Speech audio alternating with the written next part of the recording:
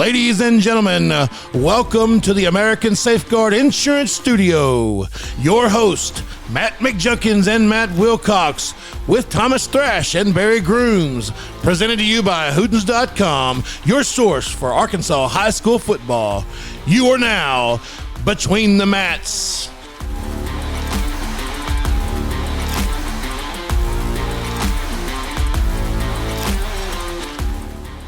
Welcome to Between the Mats. I am Matt McJunkins. We are here in the American Safeguard Insurance Studio. And tonight we have two and then another soon guest. Not guests, though. We're not guests. Yeah. We're all part of this thing. That's right. But we got Dusty Clark here with Hootens.com. How you doing, Dusty? Doing great. How y'all doing? Doing well. And, of course, my man, Matty Stats Wilcox. How you doing, Matt? I'm good, Junk. I can't believe it's week 10. I know it. But week 10, right? That's crazy. It's like you blink and it's over. I know it. Thomas Thrash. I think he's in a fetal position at home right now. That's what I hear. I hear he's got It's that PA loss doing it to him. That's what it is. He's hurting. So he said he was sick, but the real truth is he's just licking his wounds. He just couldn't come in here and face the music about Greenwood. Yeah, and then here in a little bit we'll have Kevin Bohannon. He's busy at the moment, but will be with us shortly. Man, we got to. Dusty, we've got to get the intro changed because we're giving Barry all this love. I know, and poor Dusty doesn't get any. And I've got the guy that's going to do it. Yeah, the guy that did it before. He's way better than I am, and I just had to put something together. But JB's going to do it for us. Oh yeah, and he's like Price is Right. I mean, come on down. Yeah, but man, week 10. Can you believe it? Hey, it's starting to get real now. You just think there's going to be about 1,900 seniors put on their pads for the last time this Friday night. Man, I'm sure y'all saw my post where I just reposted it, but it's talking about how special football is. And I mean, it's hard to put into words what this game means to those seniors. And when you take off those shoulder pads for the last time, man, it's hard to cope. It's hard to deal with. It's one of those things, I'm getting chills just sitting there thinking about, when we all had that last game. And there's always something to play for. Mm-hmm. It's either pride, playoffs, whatever. But you don't forget that moment, that last whistle sounds and that horn blows and it hits 000. No. And isn't it amazing that every single year it comes down to week 10 for so many conferences? No doubt. Yeah. That final game. That's right. Ends up being such a big one again this year. We've got some not just conference implications, but could be state championship implications. Indeed. And then some people just fighting to get in the playoffs. That's right. It's a pivotal week for sure. That's right. And then you look at, and we're fixing to go into 2A to start things off, but 2A, you got some really good teams who are going to come out of the gate and play. Well, let's just say this. You got some top 10 teams that are going to come out of the gate and play a top 10 team. Yeah. Week 1. And so you brought that up. I was going to save this for a little bit later, but we might as well jump into it. Excuse me. How do we get away from 4-team conference? You automatically qualify for the playoffs. How do we get back to like an equitable system to where, because you look, for instance, 2A, the 2A conference. I mean, you got Clarendon sitting outside looking in that might not make the playoffs that would probably beat. They'd be a 1 seed in almost every other That's conference. exactly right. And so, I mean, I know other states do like a ranking system, a power system.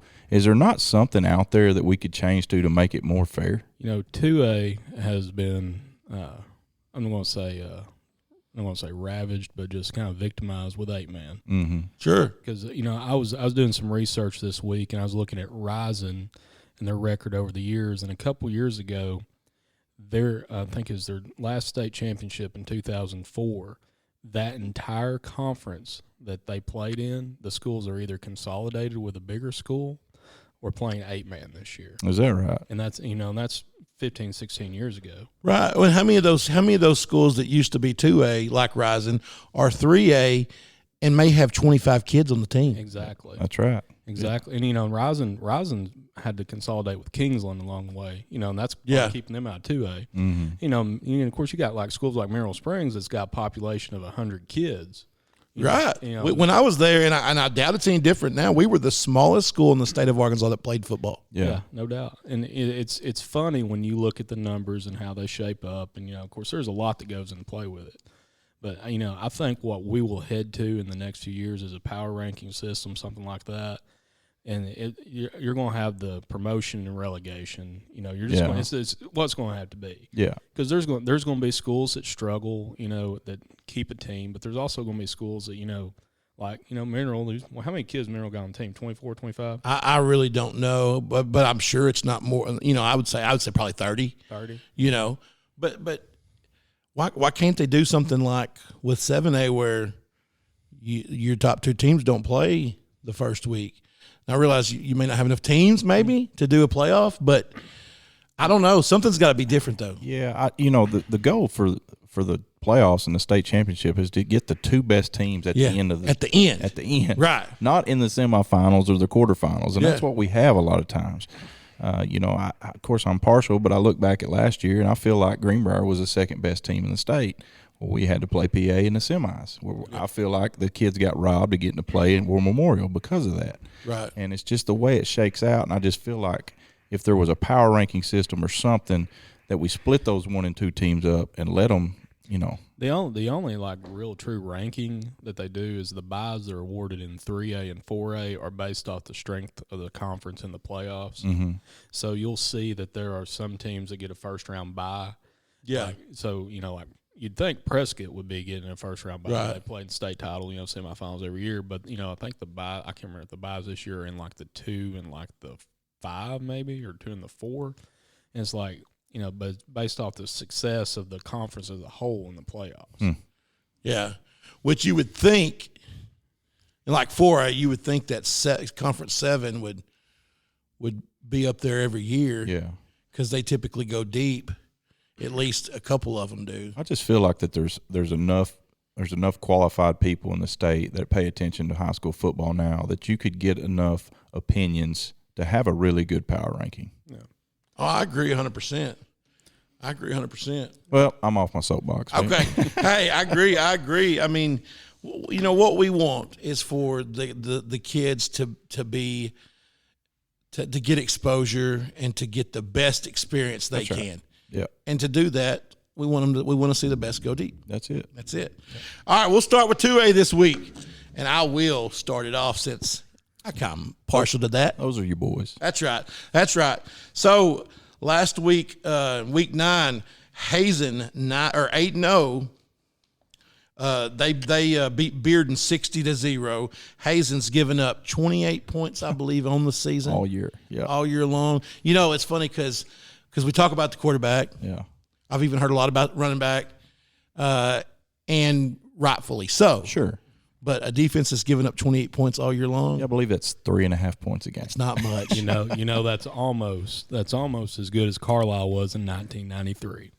What did they give up? 15 all year in 14 games. Holy cow! Is that when Gallagher was there? I think I was after. He was after that. He had to have been after that. Well, here's your situation on that.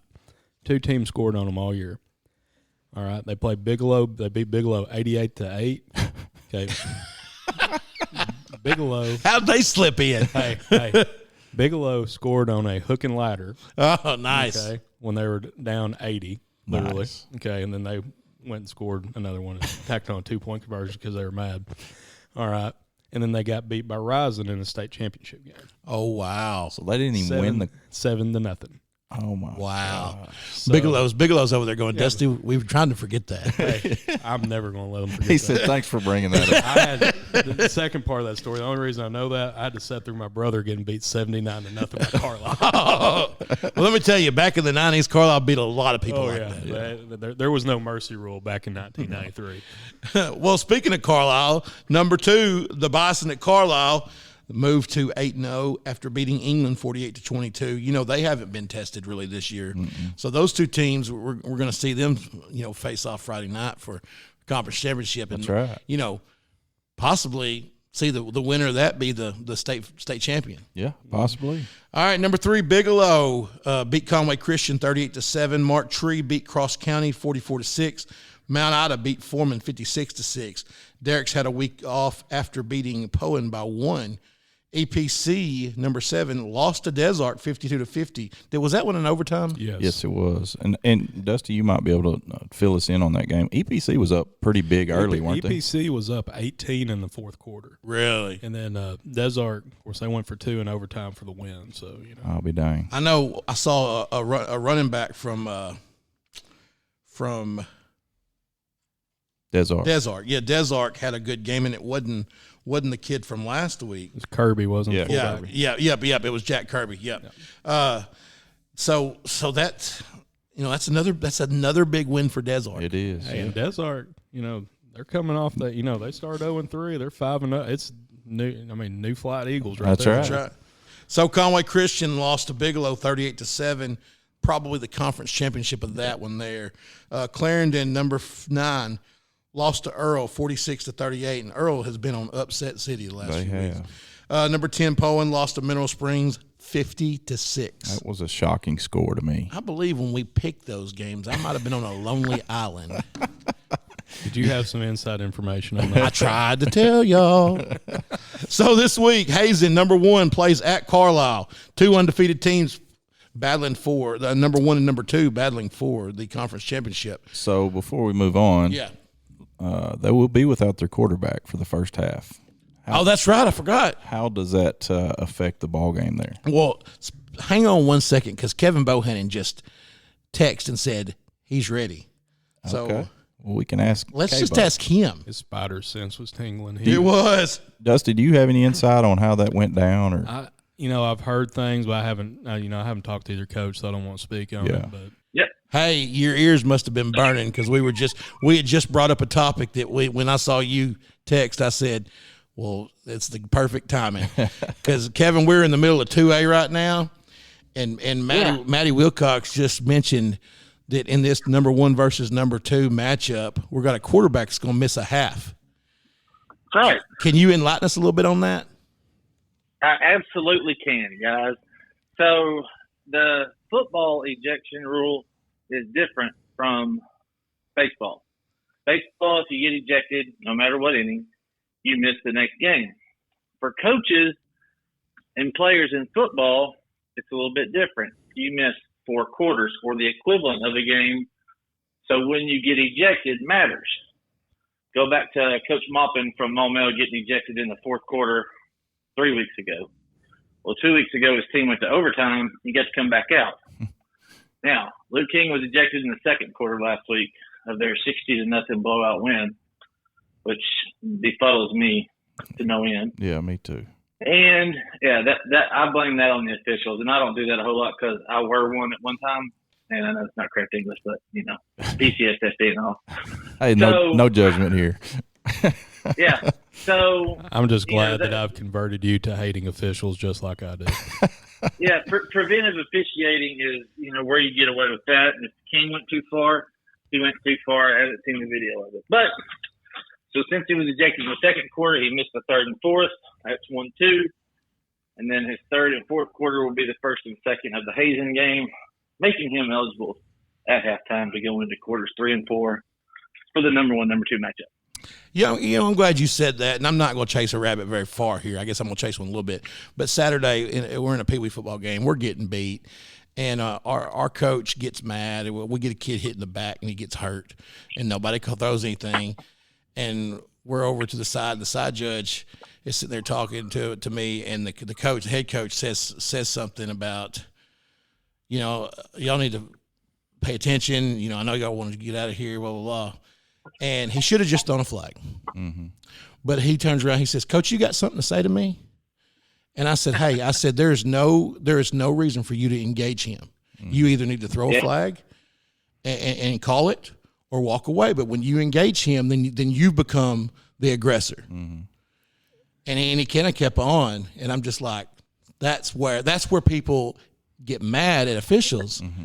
is and want accountability for officials too, because a lot of times it flops. Yeah. Well, I'll just say this: the little bit that I've been around Luke King, that just seems really out of character for that kid, and especially that late in the season, and knowing the implications that are coming on down the line. I just feel like it had to have been pretty bad for that official to to eject him from that ball game. Well, and you got a guy, Joe Basankin, who runs probably one of the most disciplined programs across the state. Sure. And, I love Joe to death, talk to him frequently, but he has kids that are coaching for him, that have played for him, and they all have, he'll tell you the reason they're here is because they know how we conduct ourselves. Mm-hmm. And I have I have a really hard time, I have a really hard time thinking that, he would allow something like that Sure. to go on Yeah. to proceed. Right. Well, and I don't want to speculate too much, but I'd heard that it had to do with taunting, and I can for the life of me can't figure out a time I've ever seen a kid get tossed for taunting. Right. And we saw some taunting Friday night, kid running from the 20-yard line, taunting to the end zone, and we weren't expecting to get ejected. No. We were expecting a flag. We were expecting a flag. That would have had to be his second flag as well, because one, That's right. it had to be so egregious that, I don't know the officials that were doing it, but he would have had to drop his pants and do a tweeter dance or something for to go out on the first flag or first Tweeters end zone dance.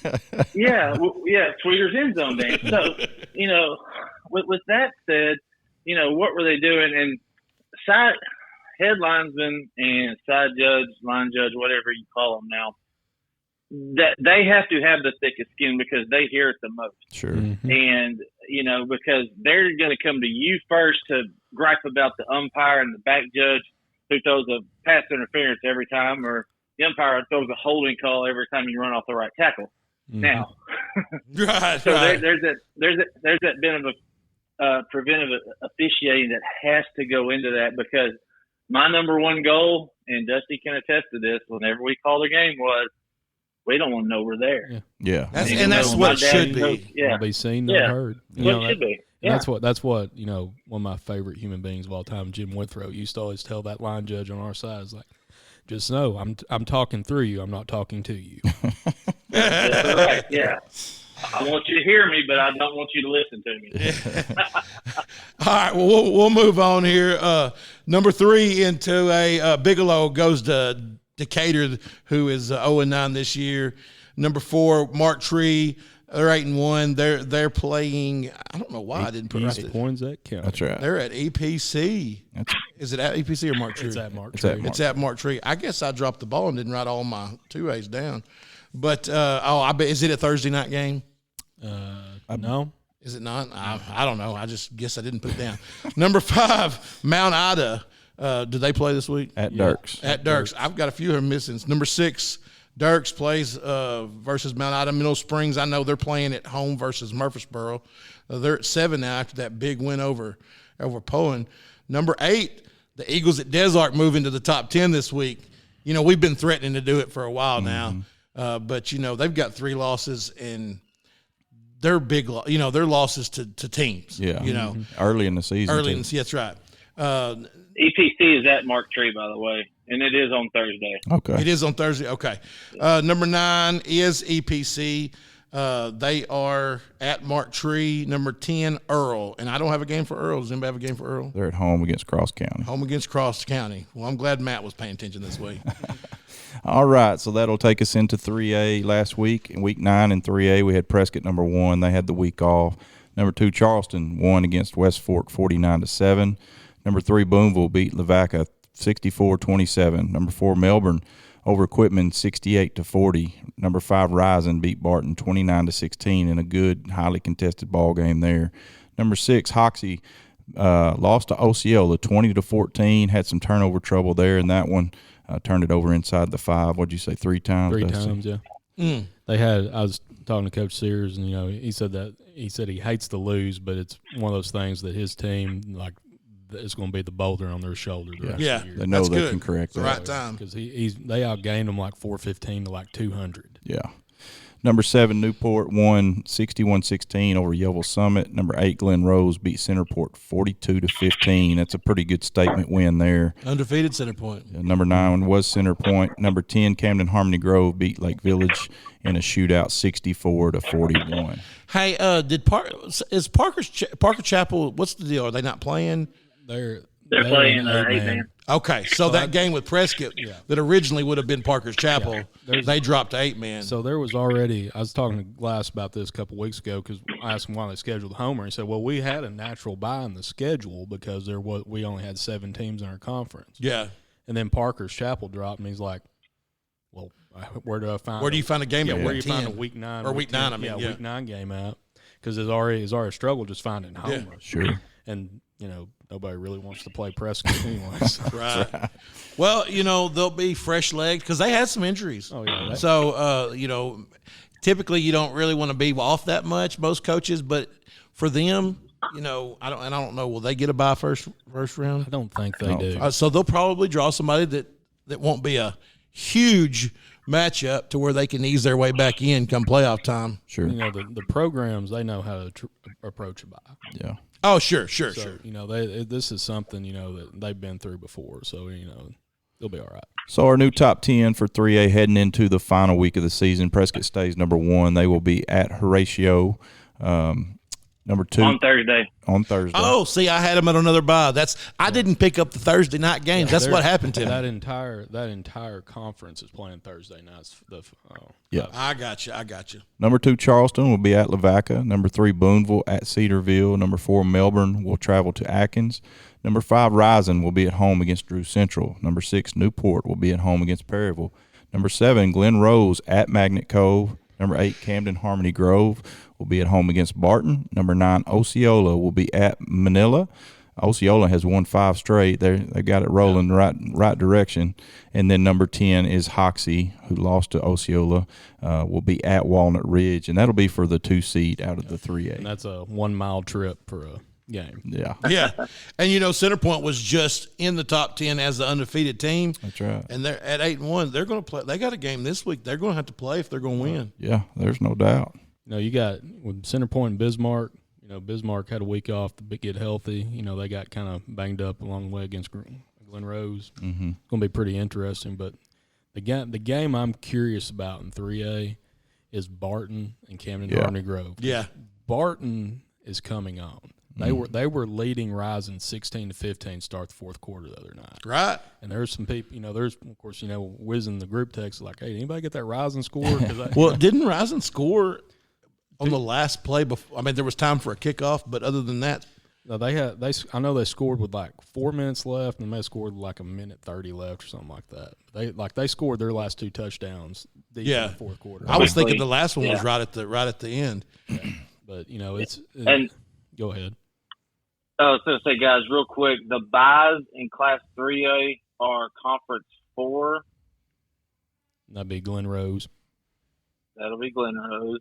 In Conference 6. That'd be Rising.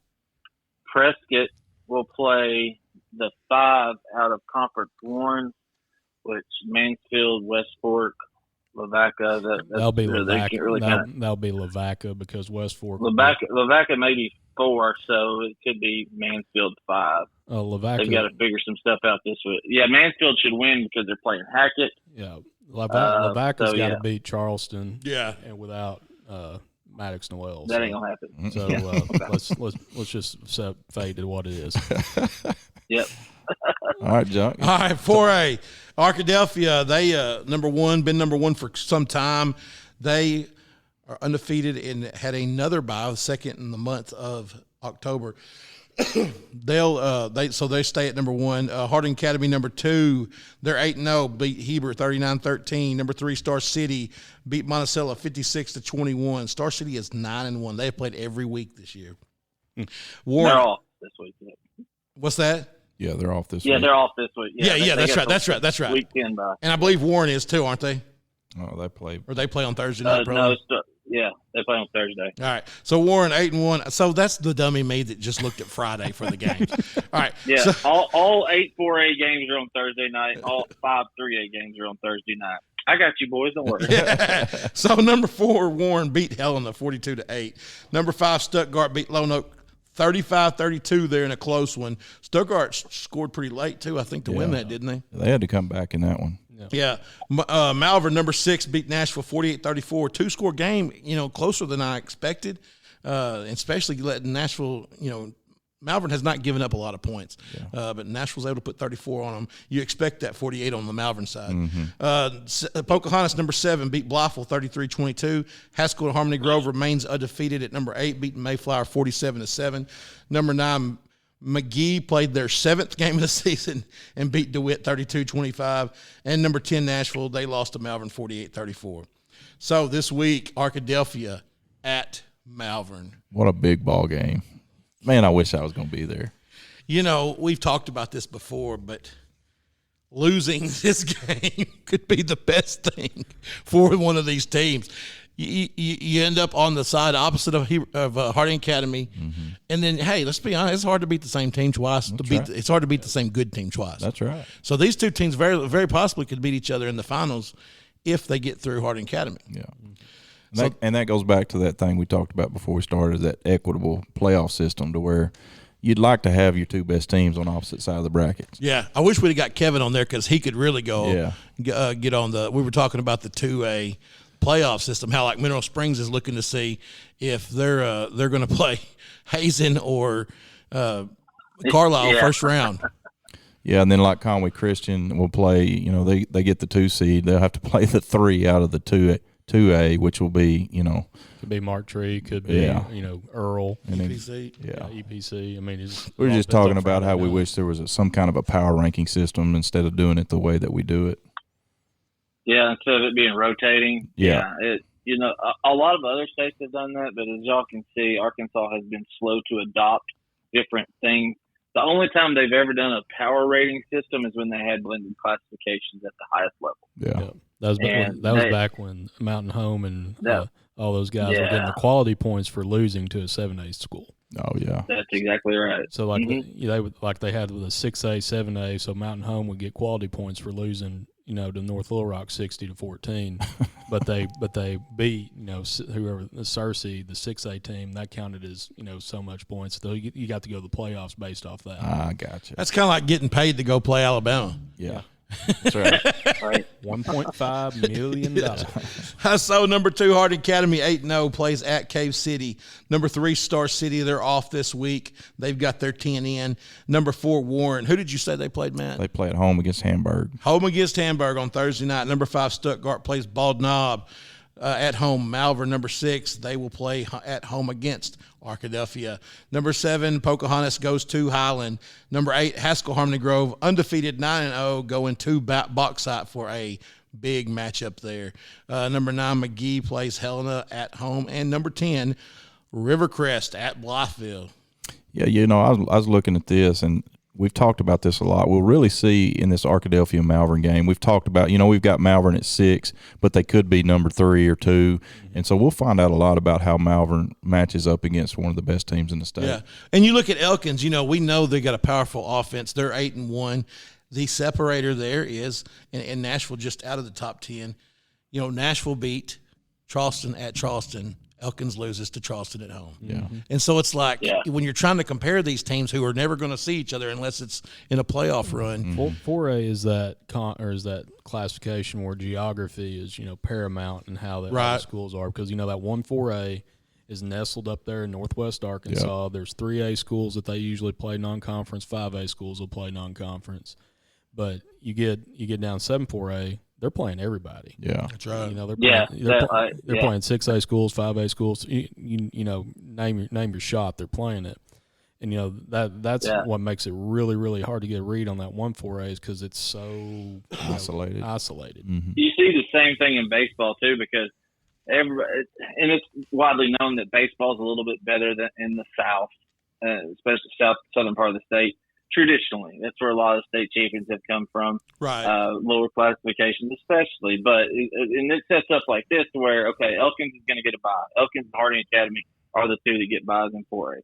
But Elkins they play the winner of the 3rd from the 2, which is going to be Lone Oak, or the 4th from the 7, which is going to be Ashdown. So there's going to be a lot of purple in the second round. If it's Lone Oak, I'm picking Lone Oak over Elkins in that second round. I'm just saying that. Here's the sad part about it. For the, you know, we was talking about how they assigned that first round bye. The 1-4A is getting that first round bye because Shiloh was in there. Right. And so now Shiloh's That's 5A. right. So congratulations, Elkins. You Well, get- and let me say this too about that Elkins. You talking about if they play Lone Oak? I mean, I agree with you. I'd go with Lone Oak, but here's another thing: if they play Ashdown, Elkins had never seen the athletes that Ashdown's going to put on the field. they see them every Saturday in Razorback Stadium. right. All right, so 5A we go. Last week in 5A, Parkview beat Hot Springs Lakeside 42-14. Number 2 Robinson beat Whitehall 42-7. Number 3 Fairview put it on Hot Springs 34-7. I thought that would be a little bit better ball game than it was. I did too. I think that's a pretty statement win for Fairview. That was one of those. Hot Springs fell apart. Yeah. Their starting cornerback got ejected. Yeah, it just went downhill. Yeah. That was one of those that, like, it looked pretty early on, and then about halftime he's like, got ugly. So Shiloh was number 4. They beat Prairie Grove 55-22. That game was close there for a while, and then Shiloh just turned it on. Never looked back. Number 5 was Hot Springs. Number 6 Farmington beat Pea Ridge 49-16. Number 7 Magnolia blanked DeQueen 40-0. Number 8 Mills beat Morrilton 30-23, and I picked Dedgum Morrilton. I thought I had it for so long. I did too. Then Mills pulled it out at the end.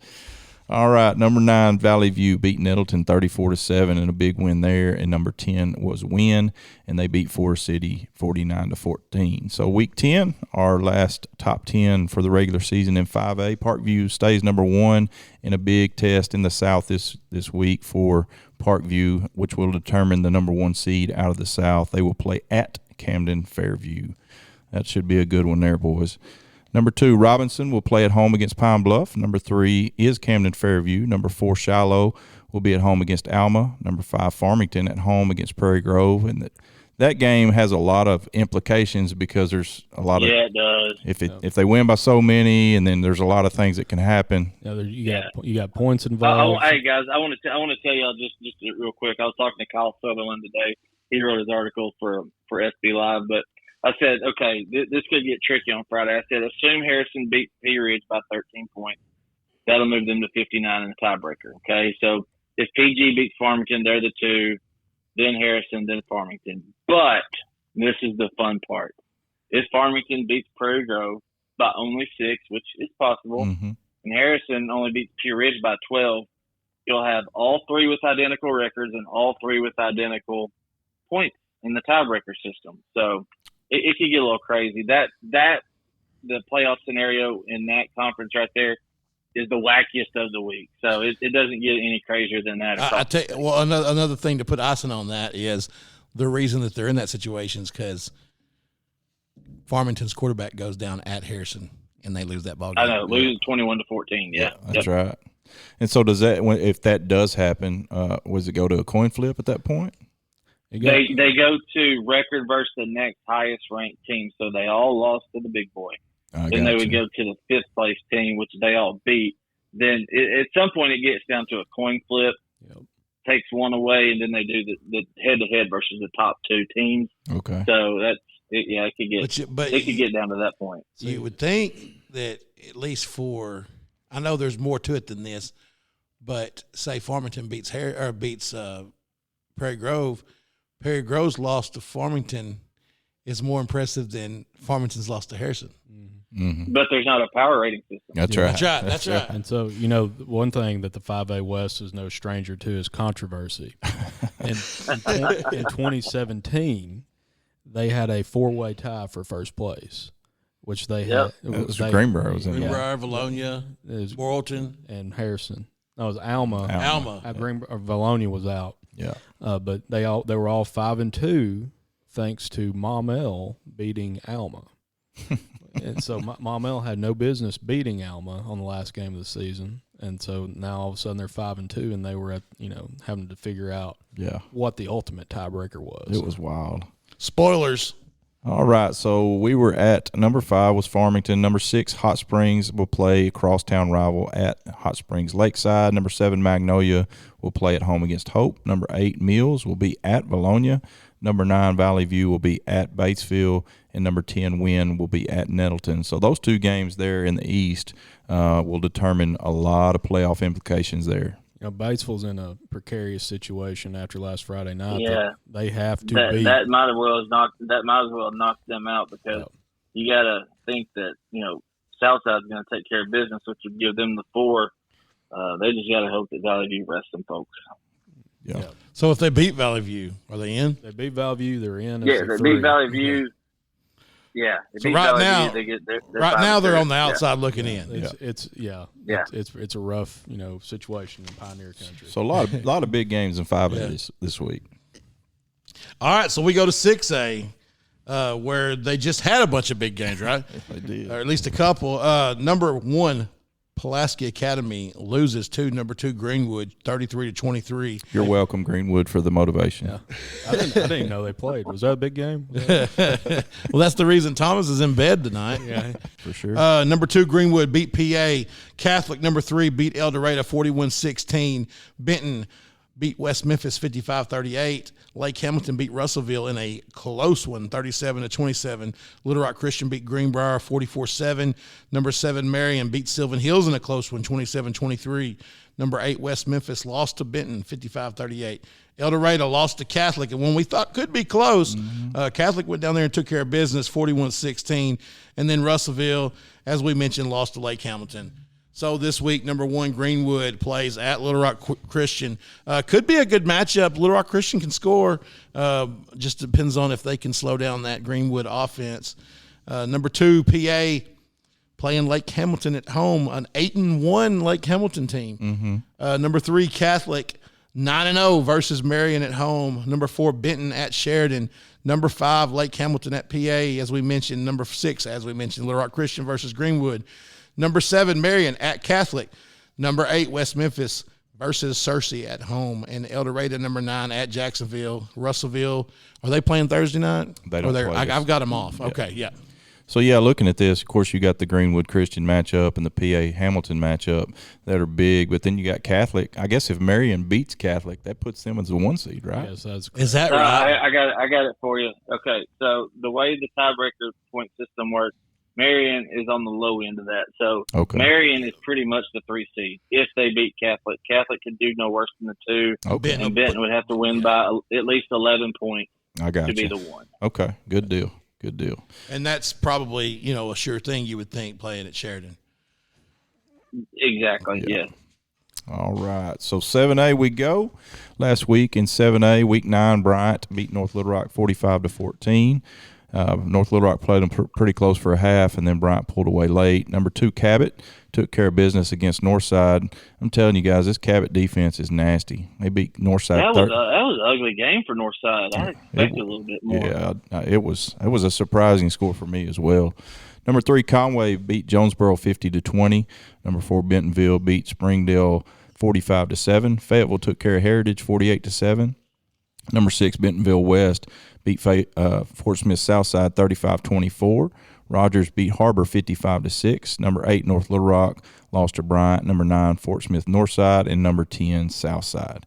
And so this week, week 10, Bryant is number 1. They got a little bit of a big game this week as they got the number 3 Wampus Cats coming into Saline County. Yep, got them at home at least. Yeah, big game there.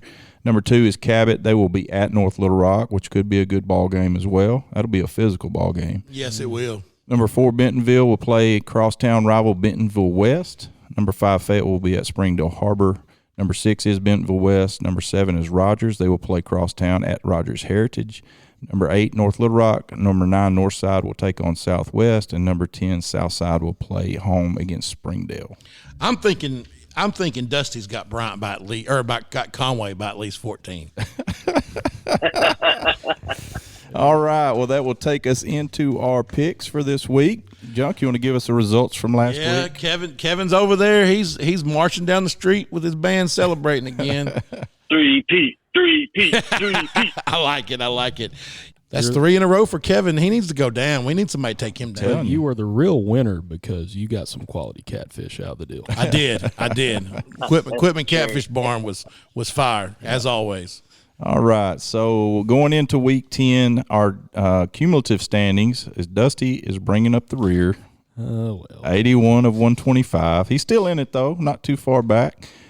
Kevin Bohannon is 83 of 125. Junk Vegas, 85 of 125. And I'm at 87 of 125. By the way, I have no regrets picking Quitman. I'll stand by him any No day. regret. No regret. No regret. All right, so Not even one letter. That's right. some big matchups this week, and it's some tough games to pick. We will start out number 1, EPC at Mark Tree on Thursday night. I'm going Mark Tree by 7. I went Mark Tree by 7. I had Mark Tree by 10. I'm going to live on that EPC island. He's the lonely island. I love it. Hey, 7? Dusty's 7, got some sir. ground to make up, so he's going to start out the gate. You got to swing for the fences, right? Number 2, Mount Ida at Dirks, and that's a Thursday night ball game as well. Dirks' defense has given up some points this year, so I'm going to go with Mount Ida in this one by 10. I went Mount Ida 17. Yeah, I had Mount Ida by 14. That rushing attack is just too good. Yep. I'm going to go Mount Ida by 8. Okay. Number 3, Hazen at Carlisle. Conference championship on the line here. As we talked about earlier, this Hazen defense is nasty, only giving up 3.5 points a game. Even though they are without their quarterback for a half, I'm going Hazen by 7. I went Hazen 6. Hazen by 5. You remember that time Luke King came back at halftime and the Hazen Hornets won the Bison Bowl? I got Hazen by 17. Do you? Do you? All right, number 5, Lake Village. A Lake Village team that is putting up some points the last 2 or 3 weeks are going to Redbug Country to play Fordyce. I've got Fordyce by 6. I'm going with – we skipped one, I think. I'm going with Fordyce by 3, yeah. Yeah, I've got Fordyce by 4. Yeah, Fordyce at home, pretty tough play. That's going to be – I got Fordyce by 14. Yeah. So back up to number 4, Des Arc at defending state champion McCrory. I've got Des Arc by 3. I got the Woodruff County Eagles by 6. Wow. All right, I got Des Arc by 12. Yeah, I got Des Arc 15. All right. Number 6, Barton at Camden Harmony Grove. Barton, like Dusty said earlier, is playing well right now, playing some good football. Going to Camden Harmony Grove is a tough place to go. I think you picked them last week, didn't you? I did. They let me down. I'm going with Camden Harmony Grove by 12. I went with Camden Harmony Grove by 9. Yeah, I got Camden Harmony Grove by 17. You know, Camden Harmony Grove's defense scores as much as their offense, so I'm going to go Camden Harmony Grove by 28. You know, I looked at that Barton Rising score at the halftime of the Greenbrier game, and I said, man, I'm going to get one here. It's going to be a good one. Yeah, I know. I thought the same thing. All right, number 7, Bismarck at Center Point. I'm going to go with the visiting team here. I'm going Bismarck by 3. I'm going Bismarck by 3. Ian Smith finally healthy. I'm going to go Bismarck by 2. I like it. Yeah, I got the Lions by 8. Okay, number 8, Hoxie at Walnut Ridge. I'm going Hoxie in this one by 10. Hoxie by 6. I've got Hoxie by 8. Hoxie in a revenge game from last week by 14. Okay, number 9, Charleston at Lavaca. I've got Charleston in this one, the Tigers by 14. I got the Tigers by 14. Charleston by 17. Charleston by 28. Whoa. Right, number 10, Arkadelphia at Malvern. I'm going to go with the Badgers here, even though I would not be surprised if it went the other direction, but I'm going Badgers by 7. I went Arkadelphia 9. I think, and I'll give a little analysis real quick and then give my pick. I think Arkadelphia, the difference between last year and this year is their defense. We know about Witten. We know about Hughes. Their defense is playing a lot better this year. I'm going Arkadelphia by 10. So I've learned my lesson because every time I picked against Malvern, they've won. So I'm picking Malvern by 8. On the island. So, Kevin, I'm with you. That's exactly what I did. And I based it off of, and I hate to base anything off one game, but they're pretty even in a lot of games. But you look at the Nashville game, and Arkadelphia just absolutely shut them down. Mm-hmm. And Malvern let the Scrappers score quite a few points. Yeah. All right, number 11, Haskell Harmony Grove travels to take on the Miners of Bauxite. I've got Haskell by 13 in this one. I got Haskell by 2. I got Haskell by 21. Okay, I'm going to go Harmony Grove by 12. All right, number 12, Rivercrest at Blytheville. I got Rivercrest by 13. Rivercrest by 6. Yeah, Rivercrest by 8. Colts by 14. Number 13, Nashville at Lone Oak. And I don't have this one picked on my sheet. I'm just going to got to wing it. Pick off the fly because this one's a tough one to pick. So I'm going to go with the home team in this one. I'm going Jackrabbits by 3. Wow, I went with Scrappers by 7. Yeah, great quarterback matchup right here. Sloan Perry and Braden Allen. Yes. I'm gonna go with the Rabs by 4. Show me some Scrappers by 14. Hey, I like it, man. We got it split right here, 2 and 2. That's a tough one to pick, man. Number 14, Prairie Grove at Farmington. I'm going Cardinals in this one by 10. I went with the Cardinals, but I got them by 1. I think it's going to be awfully close. I agree with that. Prairie Grove's rushing attack is underrated. I said a couple weeks ago, they're the best 6-1 team that you've never heard of in Class 5A right now. So, but Farmington at home, they're too good. I'm going by 3. What's my rule? Never bet against Eldridge. Never bet against JR. JR by 21. 21. 21. Cabo, do we know if Farmington's quarterback's back? Do we know that? It hasn't been approved or denied. Okay. Confirmed or denied, but I got you. It would not surprise me. I knew it was any day now. All right, number 15, Hot Springs at Hot Springs Lakeside. Does Hot Springs Lakeside play with enough passion to make this a ball game? I say not. I've got Hot Springs by 17. I picked Hot Springs by 9. Yeah, I got Hot Springs by 14. This is probably going to be the first time in a long time Hot Springs is going to be the favorite in this game, and I'm going Hot Springs by 35. Yeah. Oh. All right, that brings us to number 16. Another conference championship ball game. Little Rock Parkview travels south to play Camden Fairview, the Cardinals. I don't have this game picked either, but I'm going to go Parkview in this one by 3. I'm going with the Fairview, whatever they are. Cardinals by 3. You say 3? Yep. So, interesting. Coach Vaughn, who was the defensive coordinator at Parkview last year, is the head coach for Camden Fairview now. I don't think, and Martavis Thomas is one of my favorite players in the state. Love the kid, great young man. But I can't go against the Pats. They've just got too many weapons over there. So I'm going with the Patriots by 10. I got Fairview by 6. We got another split decision. Love it. All right, number 17, the Win Yellow Jackets travel to Nettleton, and I've got Win in this one by 10. Got Win by 10? Yeah, I've got Win by 12. I'm going Win by 14. Okay, another 5A East matchup. Valley View travels to Pioneer Country to take on Batesville. I've got Valley View by 7. I got Valley View by 3.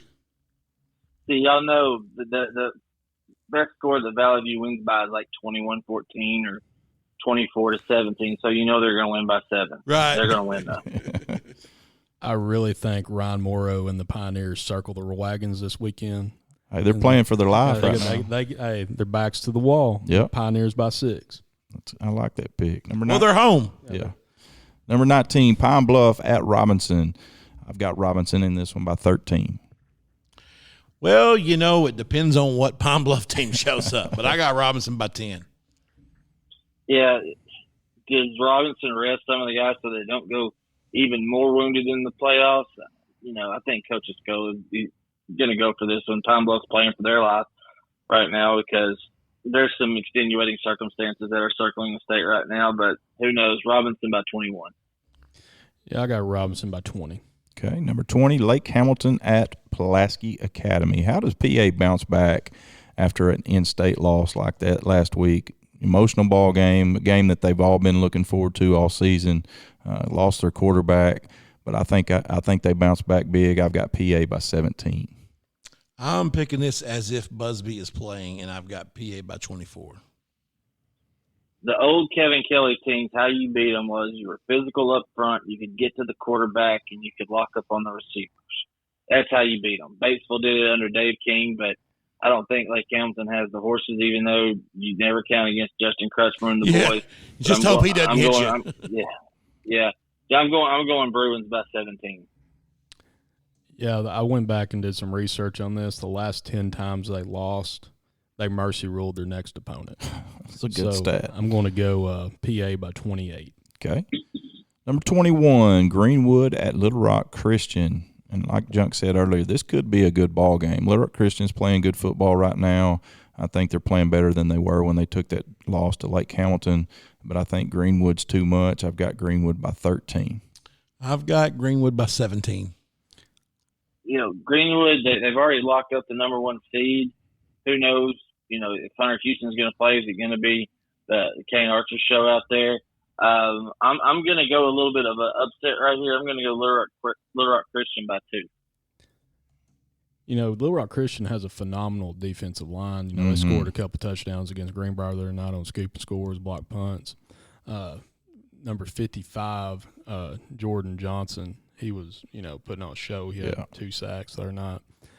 So my question is, how good does Greenwood's offensive line match up with them? Because I don't think they played anybody quite that physical. Sure. But I still got Greenwood by 14 just because there's too many intangibles going that way. Well, and I was with Kevin on this one for a while. I almost went Little Rock Christian because I thought, Greenwood might have a letdown after that big win, and they're going on the road. So I wouldn't be shocked here if Christian did pull out the win. But say that Hunter Houston does sit and you see Kane Archer. Is it that much different? From what I understand, it is. Yeah, Hunter Houston's a much better overall quarterback right now. Yeah, he is. He makes better decisions, and you can see. I've watched it on film. I've watched every Greenwood game, and when there's always a tempo when each quarterback is in, and how the other guys seem to play. Mm-hmm. There's a comfortability factor in that. I've seen it. I've coached it. And you can definitely tell the difference right now. That's senior versus sophomore. Yeah, there. they trust that senior. Yeah. All right, number 22, Marion at Little Rock Catholic. I've got Catholic by 10. I got Catholic by 5. Catholic by 17. Rockets by 14. Number 23, Bentonville West at Bentonville. I've got Bentonville by 14. Bentonville by 10. Bentonville by 13. Yeah, I got Daddy winning that one by 14. All right, number 24, Cabot at North Little Rock. I've got Cabot, the Panthers, by 10. Cabot by 3. Cabot by 21. Woo! Boy, well, that's out there. I'll go Cabot by 14. All right, and then the final game, I do not have this one picked on my sheet as well. Conway at Bryant. Do the Hornets finally lose an in-state game? You're just living life on the edge tonight, son. I am, man. After last week's pick, I was a little bit hesitant. I'm going to go with the Wampus Cats in this one. I'm picking with my heart, not my head. I'm going Cats by 1 over the Hornets. Well, I'm going to go with the winner of the last 5 years of games in the state of Arkansas and go with Bryant by 7. Yeah. It's kind of hard to go against them when they're winning every week, and they're going 1 for the thumb this year. So I'm going Hornets by 7. Bryant by 212. So I'm on the Wampus Cat Island. So 212. Well, 12, my bad. We get you on just the score on that one. All right, guys, that'll wrap up our picks this week. And so we didn't have too many different, but there's a few there. Dusty went out on a ledge. Hey, you got big time players make big time plays. That's man. right. That's right. Hey, I got faith in you, Dusty. I've seen you eat catfish. Okay, Bo, you want to stay on with us for the college segment, or?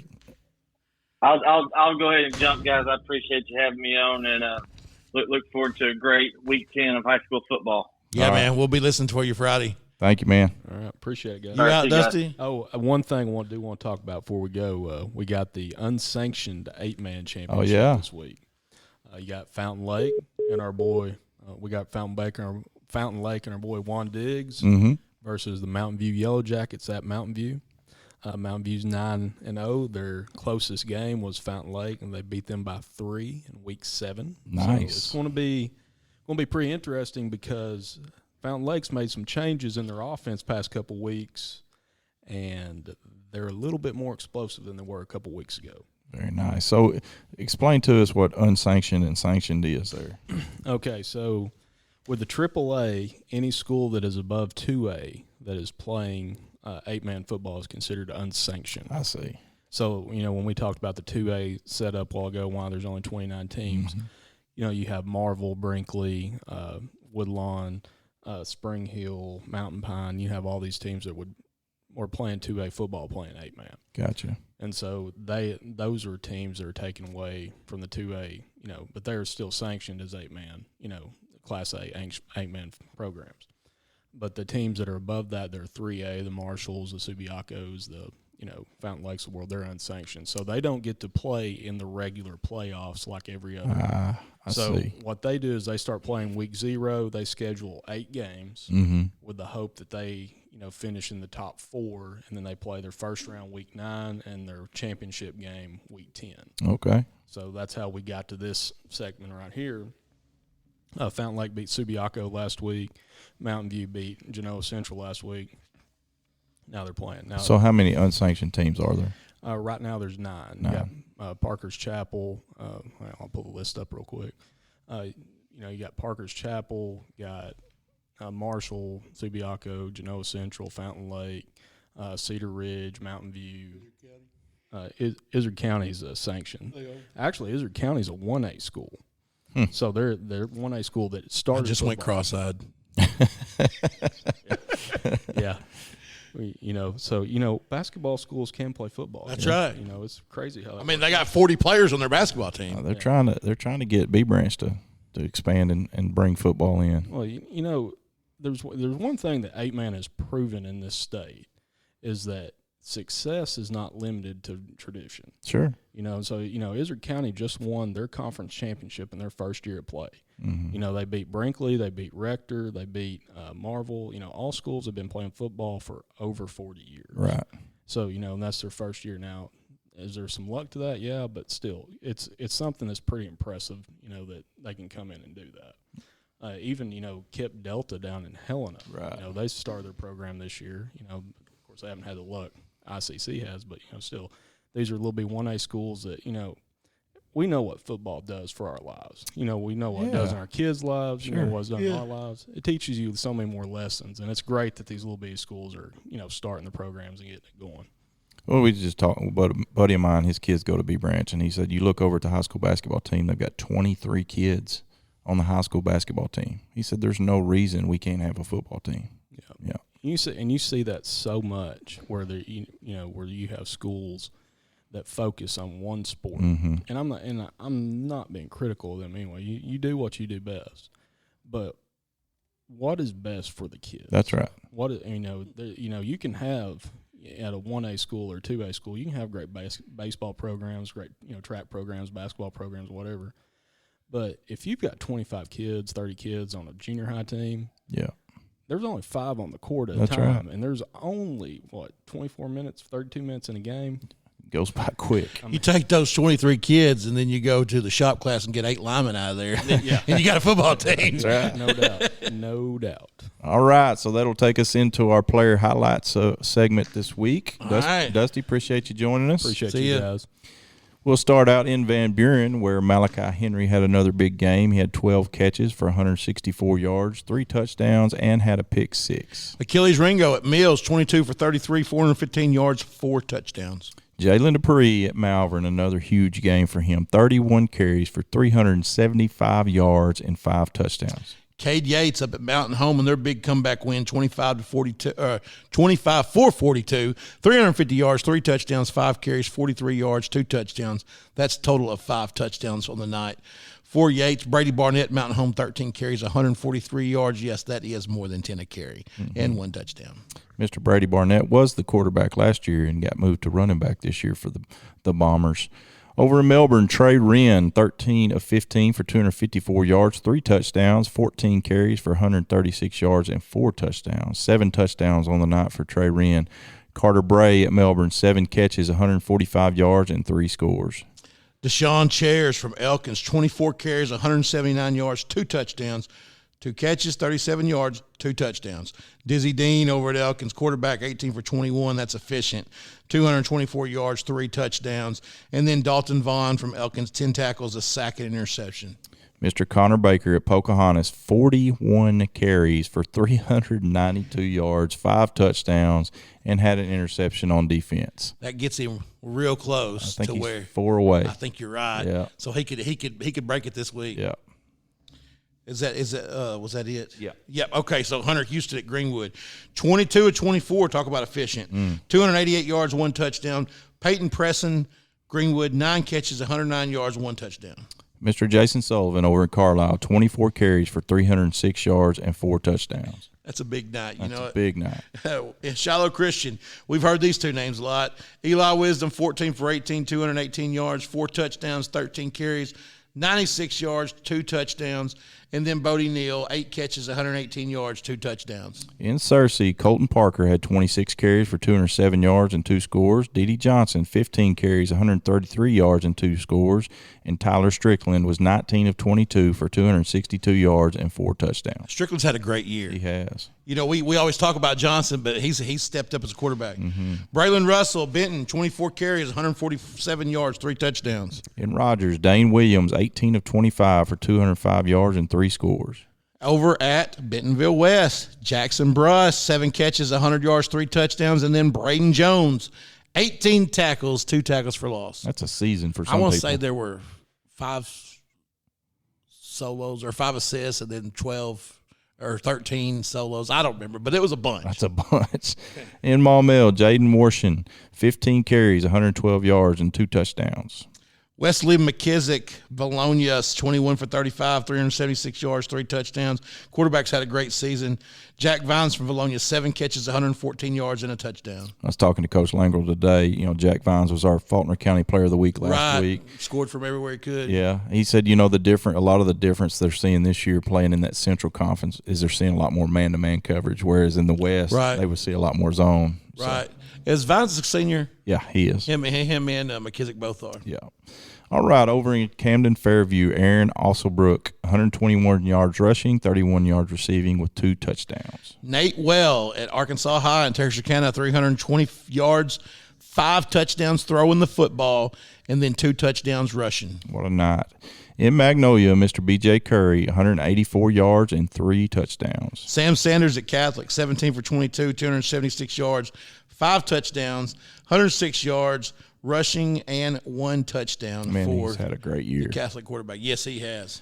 In Fayetteville, Kaylon Morris, 203 yards and 3 touchdowns receiving. I believe he's leading the state in receiving yards. Oh, he is? Yeah.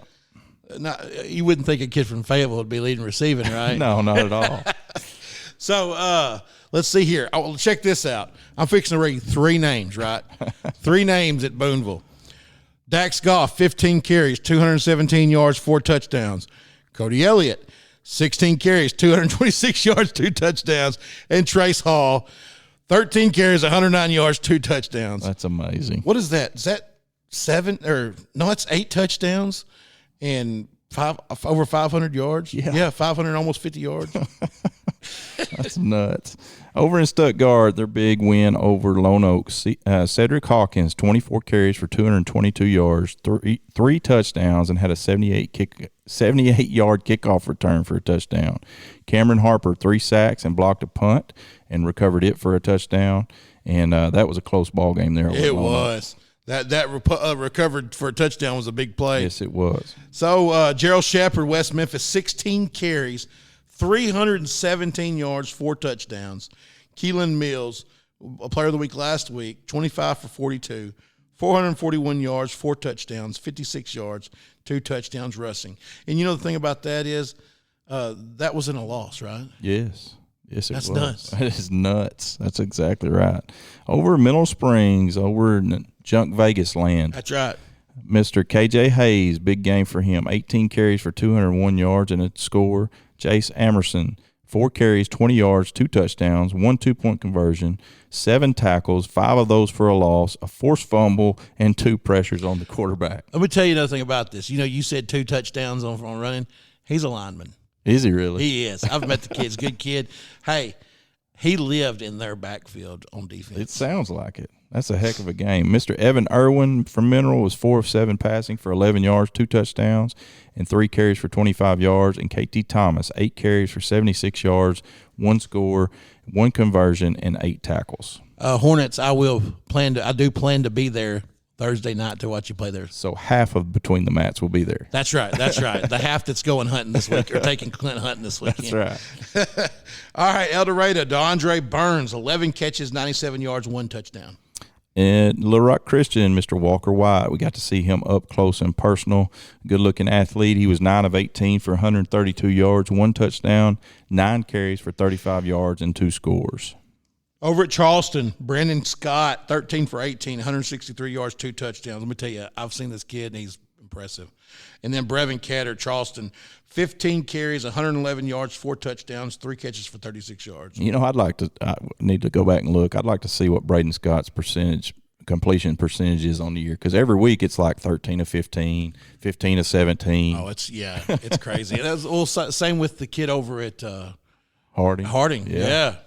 Over at Star City, Mr. Mason Taylor, 4 of 7 passing for 58 yards and a touchdown, 18 carries for 169 yards and 2 touchdowns. Also, flipped on the defensive side, had 15 tackles, 3 of those for a loss, 2 sacks, and 2 pass breakups. And that's your quarterback. Yeah, it is.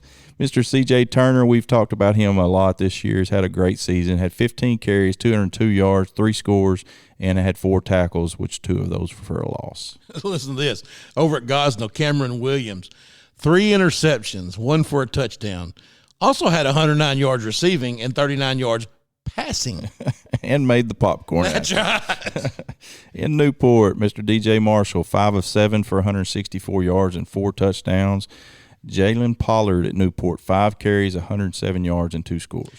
Lake Hamilton's Easton Hurley was 7 for 10 passing, 86 yards, 1 touchdown.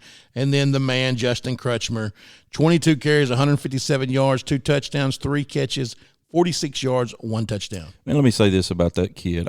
I've watched most of the Greenbrier games this year, and he's one of the most impressive football players I've seen this year. Just a football player. He's just a good football player, and I think he's going to Oklahoma State to wrestle. Yeah, probably. That kid could play. He will hit you. He will hit you in the mouth. In Alma, Joe Trusty, 13 of 18 for 213 yards and 4 touchdowns. Also had 15 carries for 120 yards and 2 scores. He's had a great year. He has. Eric McGee, Parkview, 12 for 18, 184 yards, 1 touchdown.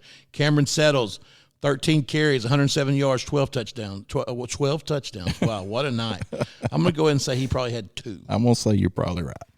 Over in Bentonville West, or is that Bentonville? Yeah, Bentonville West, I guess. Jake Casey, West. 25 of 34, 215 yards, and 4 touchdowns. I split them up, didn't I? Yeah. 3 for 1. Jordan Walker over at Bryan, 9 for 19, 172 yards, 2 touchdowns. Mytorian Singleton, 4 catches, 154 yards, and 2 touchdowns. Chris Ganaway, 9 carries, 97 yards, 1 touchdown, 2 catches, 29 yards, and 1 touchdown in the win over North Little Rock.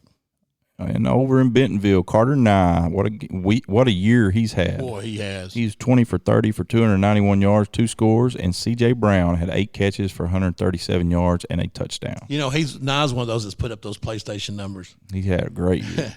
Over at Warren, Maddox Lassiter, 305 yards passing and 5 touchdowns. And then Antonio Jordan, 7 catches, 168 yards, 4 touchdowns. Wow. Ozark, Mr. Landon Wright, 7 of 12 for 74 yards, 10 carries for 126 yards, and a score. Colin Robinson, Episcopal, 13 carries, 164 yards. In Des Arc, Jack Kirby, 26 carries, 175 yards, 2 touchdowns. Over in Garden, the Go Devils, Sheldon Smith, 157 yards, rushing, 2 touchdowns. And in Bigelow, Bennett Johnson, 4 catches, 90 yards, 1 touchdown, and a kickoff return for a touchdown. In Gravette, Kyler Austin, 26 carries, 135 yards rushing. All right, and that will wrap us up for our Week 9. Sorry, I've got one more. Got one more? I put in late. Okay. Donovan Witten. Of course. And I was just thinking while I was going through stuff, I was like, I don't have any Arkadelphia stuff here, so I pulled up his Twitter. 20 for 33, 200 yards, 5 touchdowns passing. 14 carries, 32 yards, and another touchdown. So he just had 6 touchdowns. Yeah, just an average night for him. Yeah. So that will take us into our Week 9 Players of the Week. And, Junk, what do you got? I've got Bennett Johnson for the 2A Bigelow Panthers. He is our 2A Player of the Week. Carter Bray at Melbourne is our 3A. 4A, Maddox Lassiter at Warren with his 300 yards passing, 5 touchdowns. 5A, Nate Wells over at Arkansas High. Number 6A, Cade Yates at Mountain Home. Big upset win, or I say upset, big comeback win. Yeah. And then 7A, Braden Jones from Bentonville West. With 18 tackles. 18 tackles. That's a bunch. It is. All right, so that'll take us into our college segment. Hogs, another victory, went down to the Plains and took care of a struggling Auburn team who, as of today, do not have a head coach. They do not. What do you think? They're looking for their next Arkansas State hire. Who do you think they'll go after here? You think they'll? Well, I think they'll go after Lane Kiffin. Do you think he'll really move? No. Why would you leave Ole Miss and go there? The only person that thinks that's a good job is people that live in Auburn, Alabama. I agree with that. I mean, he's already got it rolling in Ole Miss. He'd have to start over. I'm telling you, people in Auburn think that they are Alabama equivalent, or at least should be playing for a national championship every decade at least.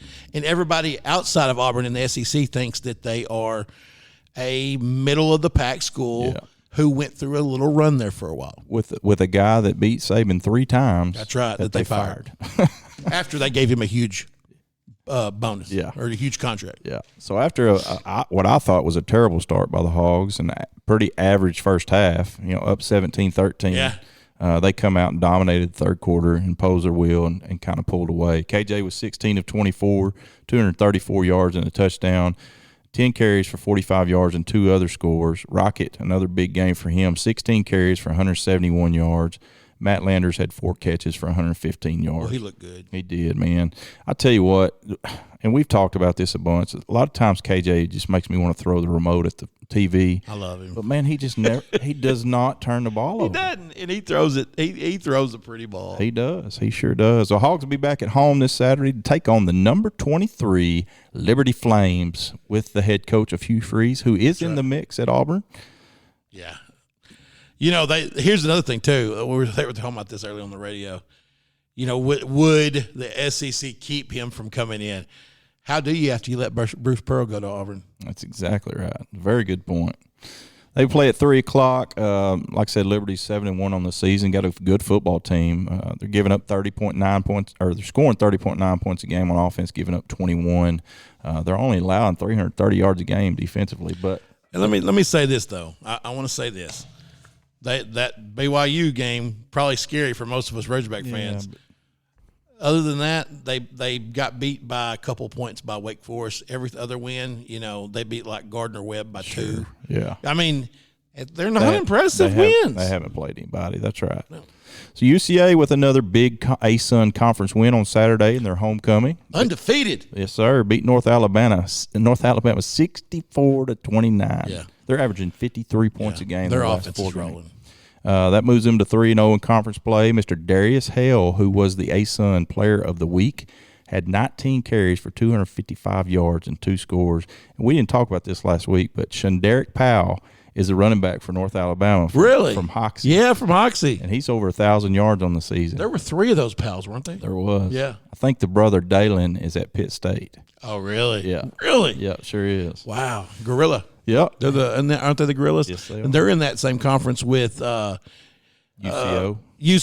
Central Oklahoma, and there's a bunch of those. Yeah, Northwest Missouri. Yeah, that's a stout conference. It is. All right, so UCA will travel to Eastern Kentucky for another ASUN matchup this Saturday. Eastern Kentucky's 5-3 on the season, 1-1 in conference play. They beat that North Alabama team 2 weeks ago, just 56-53. So defense might be a little suspect. Yeah, but they did last week. They knocked off number 14 SEMO 28-23, who SEMO beat UCA. So it could be a good ball game. Yeah, they can't be as good offensively without Matt Wilcox Jr. That's on exactly the right. offense. They're circling the drain a little bit after they lost him. That's right. I mean, it's just like, what do you do?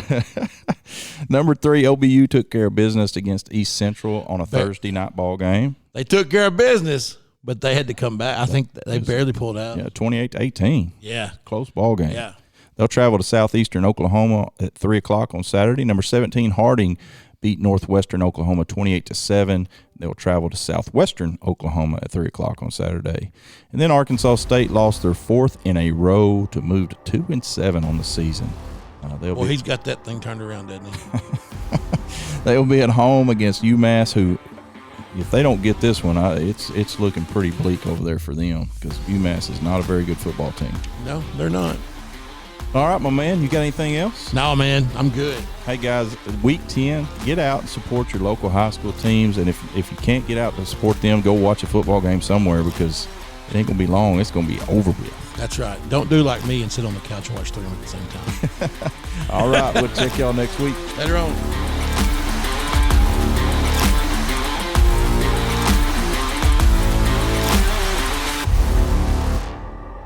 You've been listening to Between the Mats, your year-round source for Arkansas high school sports with Matt McJunkins and Matt Wilcox. Produced by Carl Spears, and special thanks to our sponsor, American Safeguard Insurance. I'm JB Brazil. Be sure to join us next week for another episode of Between the Mats.